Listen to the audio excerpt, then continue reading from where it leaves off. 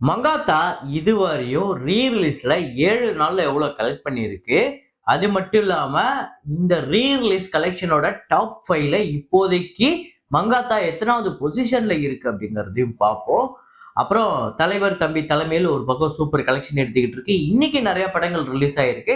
அந்த படங்கள்லாம் எப்படி அட்வான்ஸ் புக்கிங்ல நேற்று end of the day collect பண்ணியிருக்கு. டே 1 எப்படி பர்ஃபார்ம் பண்ண போகுது அப்படிங்கிறதையும் பார்ப்போம். திரௌபதி 2, ஹாட்ஸ்பாட் 2, பார்டர் 2, இன்னும் சில படங்கள், அதெல்லாம் என்னென்ன படங்கிறத வீடியோக்குள்ள பார்த்துடலாம். நேற்று வீடியோ போடல, அதுக்கு முன்னாடி நாள் வீடியோல நான் ஒரு ஃப்ரேம் ஒன்று வச்சிருந்தேன். இப்போ ஸ்கிரீன்ல காட்டுறேன் பாருங்க, இதுதான் அந்த ஃப்ரேம்.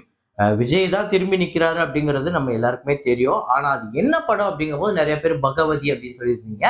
ஆனா ஆக்சுவல் ஆன்சர் வசீகரா தான். அதுவுமே நிறைய பேர் கரெக்டாக கெஸ் பண்ணியிருந்தீங்க வசீகராங்கிறத. நெஞ்சம் ஒரு முறை அப்படிங்கிற பாட்டு அந்த பாட்டில் வரக்கூடிய ஃப்ரேம் தான். முகமது ரிக்காஸ், SF ரைடர், சுரேஷ் அப்படிங்கிறவரு, நூர் மாஸ்கி, 100 ஃபேஸ், சாய்குமார், இந்த 5 பேர் தான் முதல்ல கரெக்டாக கெஸ் பண்ணியிருக்காங்க. இன்னைக்கு ஒரு ஃப்ரேம் ஒன்று வச்சிருக்கேன். அது என்ன ஃப்ரேம், என்ன படம் அப்படிங்கிறத கெஸ் பண்ணுங்க, கமெண்ட்ல போடுங்க.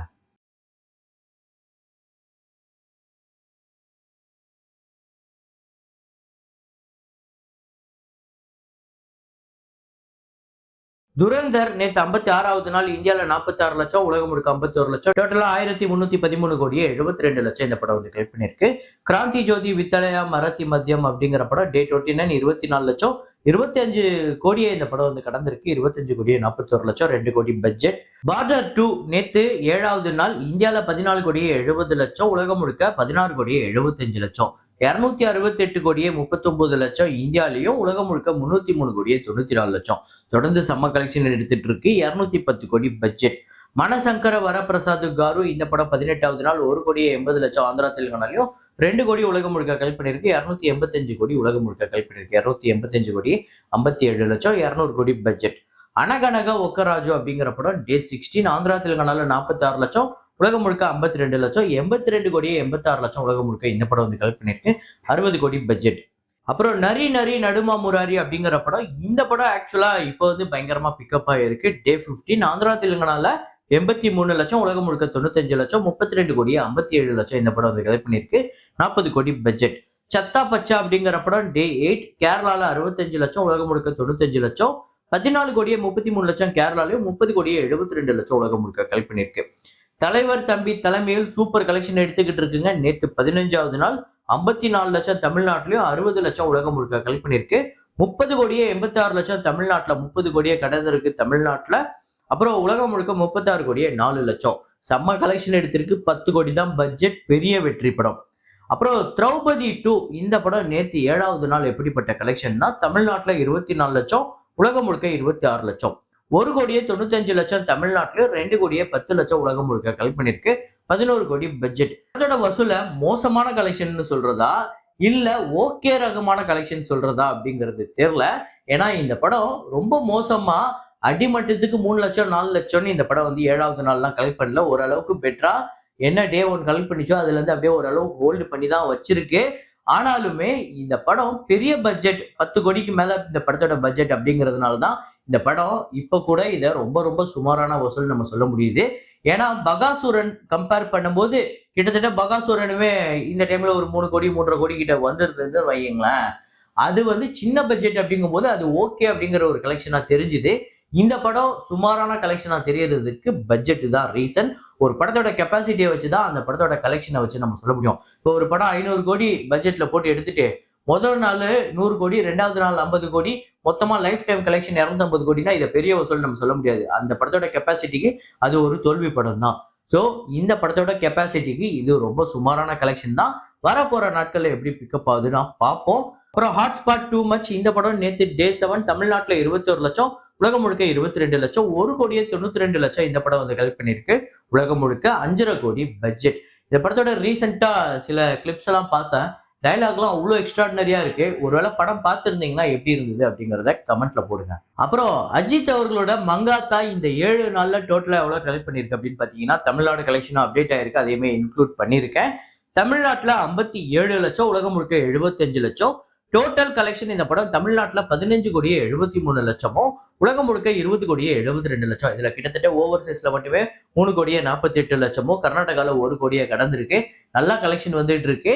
ஸோ இந்த படம் படையப்பா இதுக்கு முன்னாடி ரிலீஸ் ஆகி ஒரு சக்கப்போடு போட்டுச்சுல, அதோட 7 நாள் கலெக்ஷனை கம்பேர் பண்ணி பார்ப்போமா? ஸோ படையப்பா 7 நாள்ல தமிழ்நாட்டுல 12,68,00,000 வந்து கலெக்ட் பண்ணியிருந்துச்சு. இந்த படம் 15,73,00,000. கர்நாடகால 1,92,00,000 வந்து படையப்பா கலெக்ட் பண்ணியிருக்கு. மங்காத்தா 1,02,00,000. ரெஸ்ட் ஆஃப் இந்தியால 56,00,000 படையப்பா, மங்காத்தா வந்து 49,00,000. ஓவர்சீஸ்ல 2,40,00,000 படையப்பா வந்து கலெக்ட் பண்ணியிருக்கு. மங்காத்தா வந்து 3,48,00,000. ஸோ 17,56,00,000 உலகம் முழுக்க படையப்பா கலெக்ட் பண்ணியிருக்கு.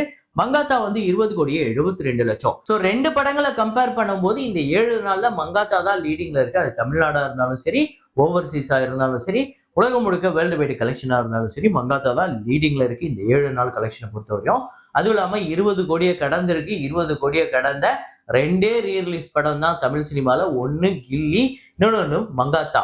ஸோ ஆனா படையப்பா மங்காத்தாவை கம்பேர் பண்ணும்போது ரெண்டுமே வேற வேற ஷோஸ் கவுண்ட், வேற வேற டைமு. ஏன்னா படையப்பா ரிலீஸ் ஆகும்போது அந்த டைம்ல என்ன படம் ஓடிட்டு இருந்தது, மங்காத்தா ரிலீஸ் ஆகும்போது அந்த டைம்ல என்ன படம் ஓடிட்டு இருக்கு அப்படிங்கிற எக்கச்சக்கமான ஃபேக்டர்ஸும் இதுக்கு நிறைய காரணங்கள் இருக்கு.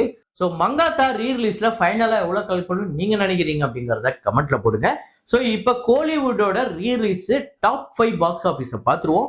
இதுல ஃபர்ஸ்ட் இடத்த பிடிச்சிருக்கிறது கில்லி தான், 34,71,00,000. ஏன்னா அது வந்து ஓவர்சீஸ்ல பெரிய அளவுல ரிலீஸ் பண்ணியிருந்தாங்க. மங்காத்தா 20,72,00,000 ரெண்டாவது இடத்த பிடிச்சிருக்கு.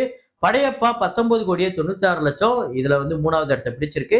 சச்சின் 13,74,00,000 வந்து கலெக்ட் பண்ணி இந்த லிஸ்ட்ல 4வது இடத்த பிடிச்சிருக்கு. ஆக்சுவலா கேப்டன் பிரபாகரன் 9,87,00,000 கலெக்ட் பண்ணி இந்த லிஸ்ட்ல 5வது இடத்த பிடிச்சிருக்குங்க. கேப்டன் பிரபாகரன் ரீரிலீஸ்ல ஒரு பெரிய சம்பவம் அப்படின்னே சொல்லலாம். அப்புறம் இன்னைக்கு நிறைய படங்கள் ரிலீஸ் ஆயிருக்கு. அதோட ஃபைனல் அட்வான்ஸ் புக்கிங்லாம் பார்த்துருவோம். மர்தானி 3 அப்படிங்கிற ஹிந்தி படம் 1,84,00,000 வந்து இந்தியாலையும், 1,88,00,000 உலகம் முழுக்க இந்த படம் வந்து அட்வான்ஸ் புக்கிங்ல கலெக்ட் பண்ணிருக்கு. லாக்டவுன் அப்படிங்கிற படம் ரொம்ப நாளா ரிலீஸ் ஆகுது அப்படின்னு சொல்லியிருந்தாங்க. ஒரு நல்ல ரிப்போர்ட் இருக்கு இந்த படத்துக்கு. ஆக்சுவலா பிரஸ் ஷோலாம் போட்டு இந்த படத்துக்கு நல்ல ரிப்போர்ட் இருக்கு. 33,00,000 தமிழ்நாட்டுல அட்வான்ஸ் புக்கிங்ல கலெக்ட் பண்ணிருக்கு. பெரிய கலெக்ஷன். இந்தியால 34,00,000. கருப்பு பல்சர் இந்த படம் வந்து 21,00,000 தமிழ்நாட்டுல கலெக்ட் பண்ணிருக்கு. 22,00,000 இந்தியால. காந்தி டாக்ஸ் நம்ம விஜய் சேதுபதி அவர்களும் அரவிந்த் சாமி அவர்களும் நடித்த இந்த படம் ஒரு சைலண்ட் பிலிம். அதுவும் இல்லாம இது ரொம்ப சைலண்டா தான் வருது அப்படிங்கிறது தான் உண்மை. தமிழ்நாட்டுல 9,00,000, இந்தியா முழுக்க இந்த படம் 12,00,000 தான் வந்து கலெக்ட் பண்ணியிருக்கு அட்வான்ஸ் புக்கிங்ல. இது ஆக்சுவலா ஹிந்தி டைரக்டர். இந்த படமே மேக்கிங்கே பாத்தீங்க அப்படின்னா ஒரு மாதிரி ஹிந்தி படம் தான். ஸோ தமிழ்நாட்டுல இது விஜய் சேதுபதி அப்படிங்கிறதுனால ஒரு மார்க்கெட் இருக்கு. ஆனாலுமே இது ரொம்ப ரொம்ப கம்மியான அட்வான்ஸ் புக்கிங் தான். இந்த படம் பெரிய ஓப்பனிங்லாம் எடுக்காது. ஆனா கண்டிப்பா இந்த படம் நல்லா இருக்குங்கிற பட்சத்துக்கு செகண்ட் டே தேர்ட் டே பயங்கரமா பிக்கப் ஆகிறதுக்கு வாய்ப்பு இருக்கு. சைலண்ட் ஃபிலிம் அப்படிங்கிறதுனால எல்லாரும் இதை விரும்புவாங்களா அப்படிங்கிறது ஒரு 2வது கேள்வி. நீங்க எத்தனை பேர் காந்தி டாக்ஸ் பார்க்கறதுக்கு ஆவலா இருக்கீங்க, எத்தனை பேர் பார்த்துட்டீங்க அப்படிங்கிறத கமெண்ட்ல போடுங்க. இதே மாதிரி ஒரு வீடியோல இதே மாதிரி கலெக்ஷன் ரிப்போர்ட்ல மீண்டும் நான் உங்களை சந்திக்கிறேன். Signing off Rahman.